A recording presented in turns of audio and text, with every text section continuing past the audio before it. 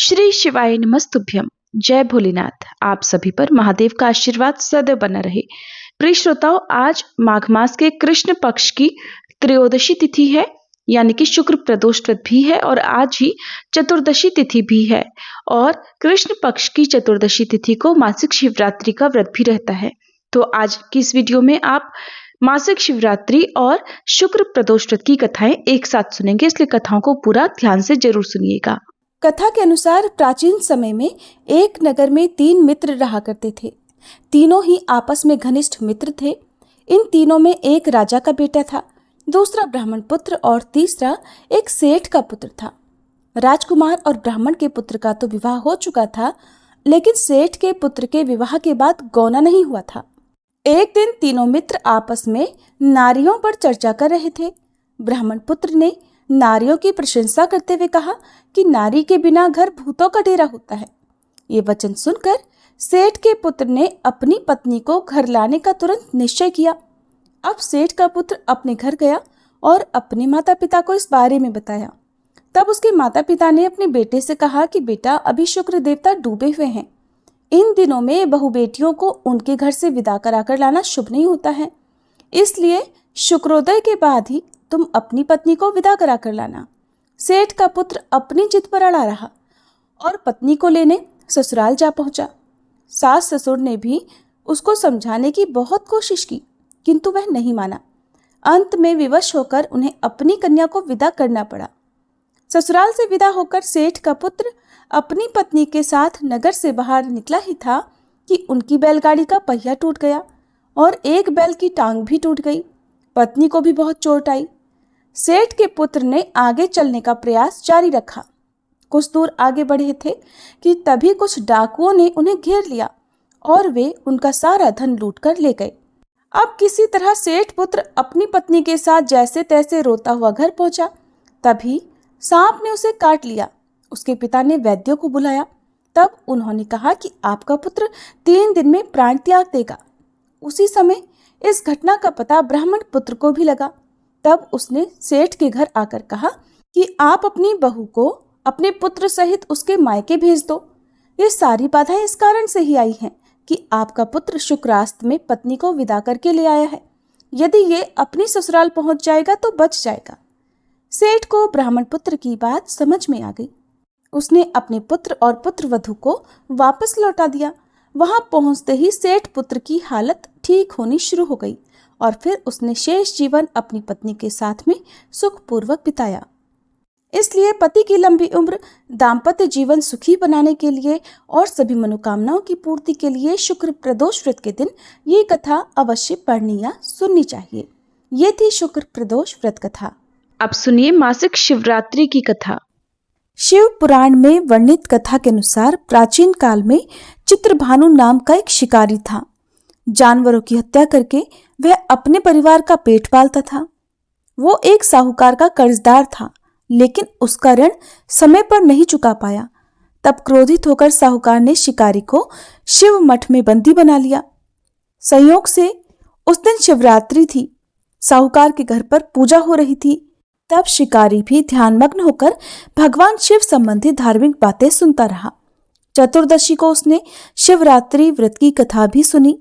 शाम होते होते साहूकार ने उसे अपने पास बुला लिया और ऋण चुकाने के बारे में बात की। तब शिकारी ने अगले दिन साहूकार का सारा कर्ज चुका देने की बात की। तब साहूकार ने उसे बंधन से मुक्त कर दिया। अपनी दिनचर्या की तरह वह शिकारी जंगल में शिकार करने के लिए निकला, लेकिन दिन भर बंदी गृह में रखने के कारण वह भूख प्यास से व्याकुल था। शिकार ढूंढता हुआ वह बहुत दूर निकल आया।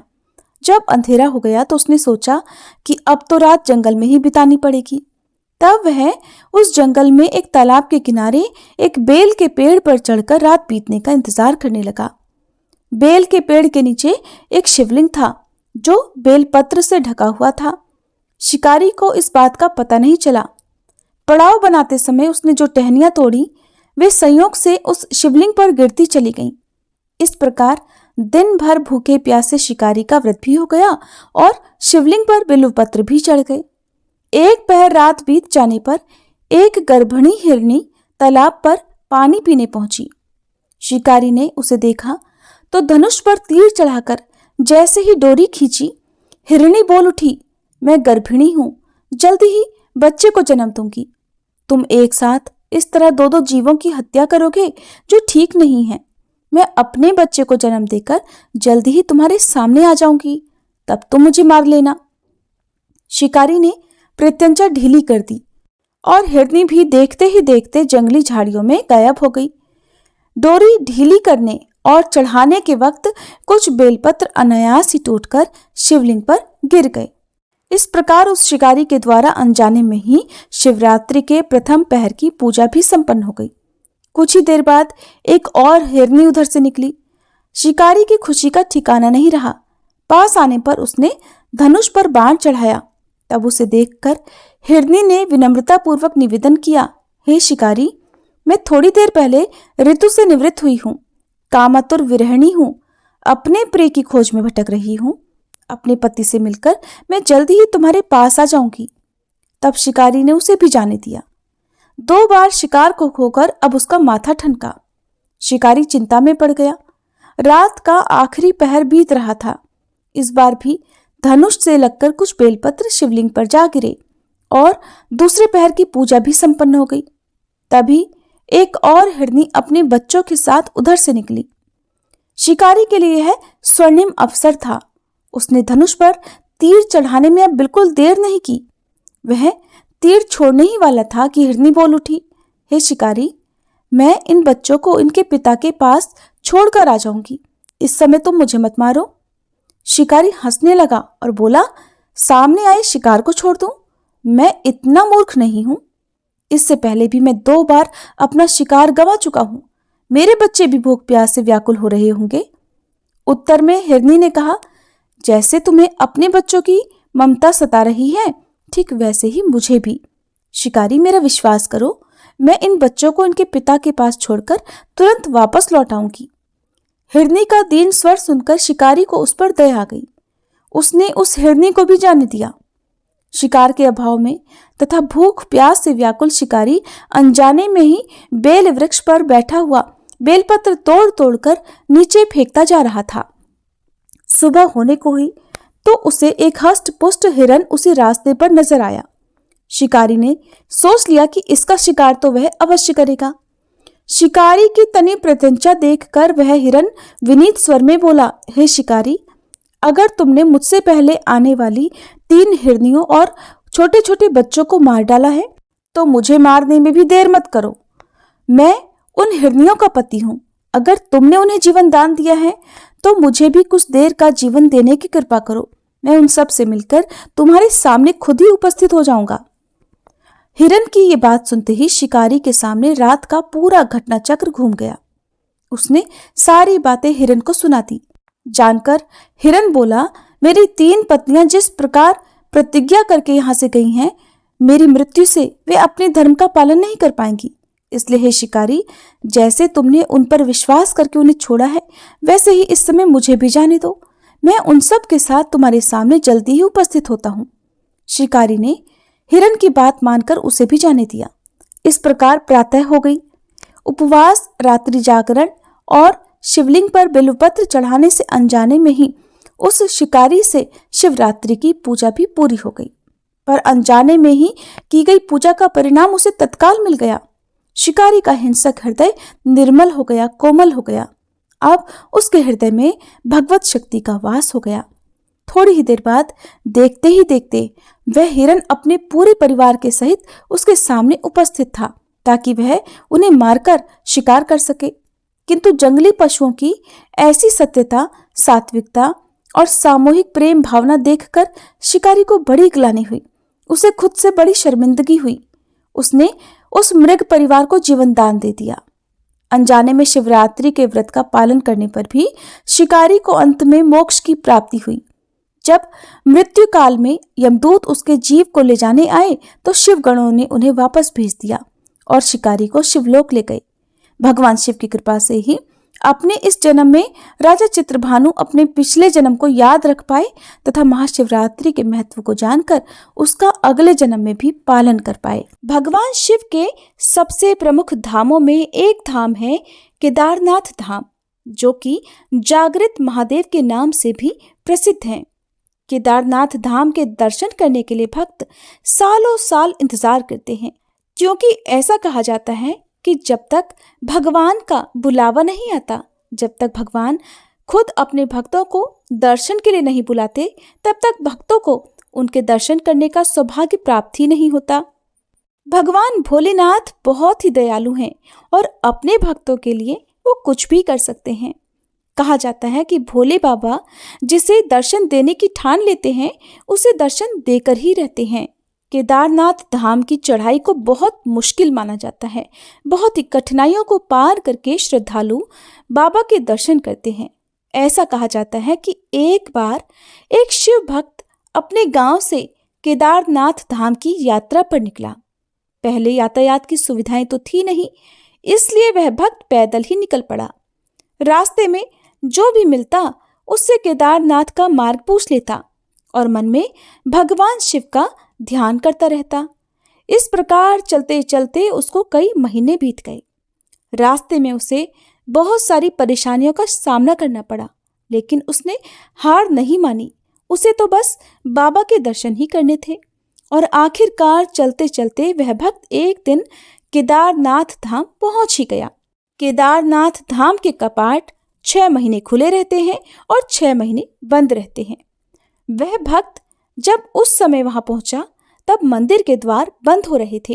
ये देखकर उस भक्त के तो प्राण गले में आ गए। उसने सोचा, मैं महीनों की लंबी तपस्या के बाद आज भोले बाबा के दर्शन करने केदारनाथ धाम आया हूँ, और जब दर्शन करने की बारी आई तो यहाँ तो मंदिर के कपाट बंद हो रहे हैं। तब उसने पंडित जी से कहा, पंडित जी, मैं बहुत दूर से महीनों की यात्रा करके आया हूँ, कृपया बस एक क्षण के लिए ही आप दरवाजे खोलकर मुझे भोले बाबा के दर्शन करवा दीजिए। लेकिन केदारनाथ धाम का एक नियम है, वो है कि द्वार अगर बंद हो गए, एक बार बंद होने पर वह द्वार फिर 6 महीने बाद ही खोले जा सकते हैं। ये जानकर वह भक्त बहुत रोया, बार बार भगवान को याद करने लगा कि प्रभु बस एक बार दर्शन करा दो। वह बार बार पंडित जी से प्रार्थना कर रहा था, लेकिन किसी ने भी उसकी नहीं सुनी, क्योंकि नियम तो नियम होता है। मंदिर के पंडित जी बोले कि बेटा, आप यहाँ अब 6 महीने बाद ही आना, क्योंकि 6 महीने के बाद ही यहाँ के अब द्वार खुलेंगे। यहाँ पर 6 महीने बर्फ और भीषण ठंड पड़ती है। और ऐसा कहकर सभी लोग वहां से चले गए। वह भक्त वहीं पर बैठा रोता रहा। रोते रोते रात होने लगी और चारों तरफ अंधेरा हो गया। लेकिन उस भोले भक्त को विश्वास था कि भगवान शिव उसे दर्शन अवश्य देंगे, उस पर जरूर कृपा करेंगे। वह बहुत लंबे समय से भूखा और प्यासा भी था। बहुत जोर से उसे भूख प्यास लग रही थी। उसने सहसा किसी की आने की आहट सुनी। देखा कि सामने एक सन्यासी बाबा उसकी ओर आ रहे हैं। वह सन्यासी बाबा जब उसके पास आए तो आकर उसके पास में बैठ गए। ये देखकर सन्यासी बाबा ने उससे पूछा, बेटा, तुम कहाँ से आए हो? भक्त ने सारा हाल उन बाबा को सुना दिया और बोला, बाबा, मेरा तो यहाँ पर आना ही व्यर्थ हो गया।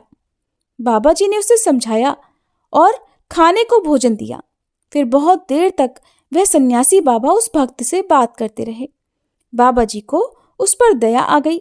फिर वह बोले, बेटा, मुझे लगता है कि कल सुबह मंदिर जरूर खुलेगा और तुम दर्शन भी जरूर करोगे। बातों ही बातों में उस भक्त को न जाने कब नींद आ गई। सूर्य के मध्यम मध्यम प्रकाश के साथ ही उस भक्त की आंख खुली। उसने इधर उधर उन सन्यासी बाबा को देखा जो रात भर उसके साथ थे, लेकिन इस समय वो कहीं भी दिखाई नहीं दिए। इससे पहले कि वो कुछ समझ पाता, उसने देखा कि सामने से ही पंडित जी आ रहे हैं, वो भी अपनी पूरी मंडली के साथ। ढोल नगाड़े बज रहे थे। ये देखकर उसने पंडित जी को प्रणाम किया।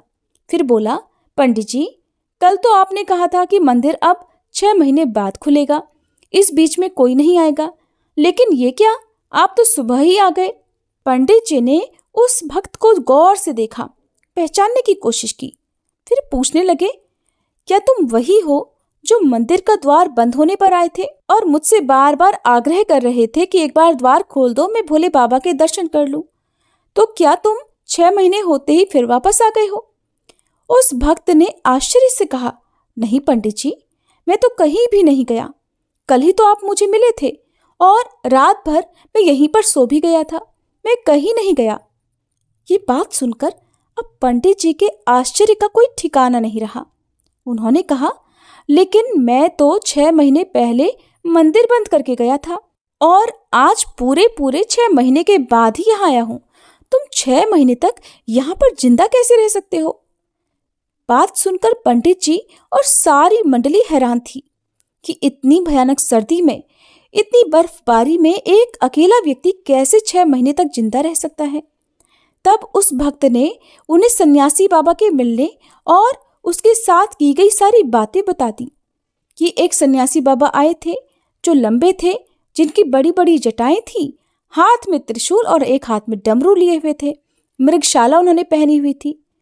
ये सुनते ही पंडित जी और सब लोग उस भक्त के चरणों में गिर गए और कहने लगे कि हमने तो सारी जिंदगी लगा दी, लेकिन प्रभु के दर्शन कभी नहीं पा सके। सच्चे भक्त तो तुम हो। तुमने तो साक्षात भगवान शिव के ही दर्शन किए हैं और उन्होंने ही अपनी योग माया से तुम्हारे 6 महीने को एक रात में बदल दिया, काल खंड को छोटा कर दिया। ये सब तुम्हारे पवित्र मन और तुम्हारे विश्वास के कारण ही हुआ है। इस कहानी की वजह से ही केदारनाथ धाम को जागृत महादेव के नाम से भी बुलाया जाता है। इसीलिए कहते हैं कि भक्तों के मन में श्रद्धा और भक्ति सच्ची होनी चाहिए। तो भोलेनाथ अपने भक्तों की पुकार जरूर सुनते हैं, उन्हें दर्शन भी किसी न किसी रूप में अवश्य देते हैं। सभी प्रेम से बोलिए बाबा केदार की जय। अब सुनिए शिव चालीसा पाठ और आरती। जय गणेश गिरिजा सुवन, मंगल मूल सुजान, कहत अयोध्या दास तुम, देहु अभय वरदान। जय गिरिजापति दीन दयाला, सदा करत संतन प्रतिपाला। भाल चंद्रमा सोहत नीके, कानन कुंडल नाग फनीके। अंग गौर शिर गंग बहाए, मुंड माल तन क्षार लगाए। वस्त्र खाल बाघांबर सोहे, छवि को देखी नाग मन मोहे। मैना मातु की हवे दुलारी, वाम अंग सोहत छवि न्यारी। कर त्रिशूल सोहत छवि भारी, करत सदा शत्रुन क्षयकारी। नंदी गणेश सोहित है कैसे, सागर मध्य कमल है जैसे। कार्तिक श्याम और गणराऊ, या छवि को कही जात न काऊ। देवन जब ही जाय पुकारा, तब ही दुख प्रभु आप निवारा। किया उपद्रव तारक भारी, देवन सब मिली तुम ही जुहारी। तुरत षडानन आप पठायऊ, लव निमेष मह मारी गिरायऊ। आप जलंधर असुर संहारा, सुयश तुम्हार विदित संसारा। त्रिपुरासुर सन युद्ध मचाई, सब ही कृपा कर लीन बचाई। किया तप ही भागीरथ भारी, पुरब प्रतिज्ञाता सुपुरारी। दानिन मह तुम सम को नाही, सेवक स्तुति करत सदाही। वेद नाम महिमा तब गाई, अकथ अनादि भेद नहीं पाई। प्रकटी उदधि मंथन में ज्वाला, जरत सुरासुर भये विहाला। कीन्ही दया तह करि सहाई, नीलकंठ तब नाम कहाई। पूजन रामचंद्र जब कीन्हा, जीत के लंक विभीषण दीन्हा। सहस कमल में हो रहे धारी, कीन्ह परीक्षा तब ही पुरारी। एक कमल प्रभु राखे उजोई, कमल नयन पूजन चह सोई। कठिन भक्ति देखी प्रभु शंकर, भय प्रसन्न दिए अब सुनिए इच्छित श्री वर। शिव चालीसा जय पाठ और जय भोलेनाथ जय की अनंत आरती। अविनाशी, करत कृपा सबके घटवासी। दुष्ट सकल नित मोहि सतावे, भ्रमत रहो मोहि चैन ना आवे। त्राहि त्राहि मैं नाथ पुकारो, ये ही अवसर मोहि आन उबारो। लै त्रिशूल शत्रुन को मारो, संकट से मोहि आन उबारो। मात पिता भ्राता सब होई, संकट में पूछत नहीं कोई। स्वामी एक है आस तुम्हारी, आए हरहु मम संकट भारी। धन निर्धन को देत सदाहि, जो कोई जाचे सो फल पाही। स्तुति के ही विधि करे तुम्हारी, क्षमहु नाथ अब चूक हमारी। शंकर हो संकट के नाशन, मंगल कारण विघ्न विनाशन। योगी यति मुनि ध्यान लगावे, शारद नारद शीश नवावे। नमो नमो जय नमः शिवाय, सुर ब्रह्मादिक पार न पाए। जो यह पाठ करे मन लाई, तापर होत है शंभु सहाई। ऋनिया जो कोई हो अधिकारी, पाठ करे सो पावन हारी। पुत्र होन कर इच्छा जोई, निश्चय शिव प्रसाद ते ही होई। पंडित त्रयोदशी को लावे, ध्यान पूर्वक होम करावे। त्रयोदशी व्रत करे हमेशा, ताके तन नहीं रहे कलेशा। धूप दीप नैवेद्य चढ़ावे, शंकर सम्मुख पाठ सुनावे। जन्म जन्म के पाप नसावे, अंत धाम शिवपुर में पावे। कहे अयोध्या दास आस तुम्हारी, जानी सकल दुख हरहु हमारी। नित नेम कर प्रातः ही पाठ करो चालीसा, तुम मेरी मनोकामना पूर्ण करो जगदीश। मगसर छठी हेमंत ऋतु संवत 64 जान, स्तुति चालीसा शिव ही पूर्ण कीन कल्याण।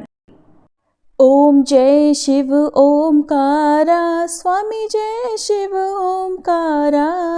ब्रह्मा विष्णु सदा शिव, ब्रह्मा विष्णु सदा शिव, अर्धांगी धारा।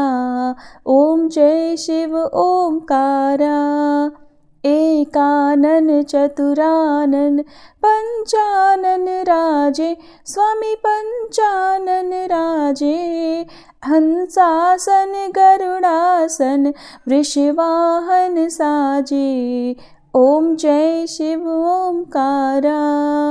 दो भुज चारु चतुर्भुज, 10 भुज अति सोहे, स्वामी 10 भुज अति सोहे। त्रिगुण रूप निरखता, त्रिभुवन जन मोहे।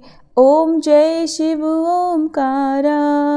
अक्षमाला वनमाला, मुंडमाला धारी, स्वामी मुंडमाला धारी। चंदन मृग मद सोहे, भाले शशिधारी। ओम जय शिव ओमकारा। श्वेतांबर पीतांबर, बाघांबर अंगे, स्वामी बाघांबर अंगे। सनकादिक गरुड़ादिक, भूतादिक संगे। ओम जय शिव ओमकारा। कर के मध्य कमंडल, चक्र त्रिशूलधारी, स्वामी चक्र त्रिशूलधारी। सुखकारी दुखहारी, जग पालनकारी। ओम जय शिव ओमकारा। ब्रह्मा विष्णु सदाशिव जानत अविवेका, स्वामी जानत अविवेका। प्रणवाक्षर में शोभित ये तीनों एका, ओम जय शिव ओमकारा। त्रिगुण स्वामी जी की आरती जो कोई नर गावे, स्वामी जो कोई नर गावे। कहत शिवानंद स्वामी रटत भोलानंद स्वामी, सुख संपत्ति पावे। ओम जय शिव ओमकारा, ओम जय शिव ओमकारा, स्वामी जय शिव ओमकारा। ब्रह्मा विष्णु सदाशिव अर्धांगी धारा, ओम जय शिव ओमकारा।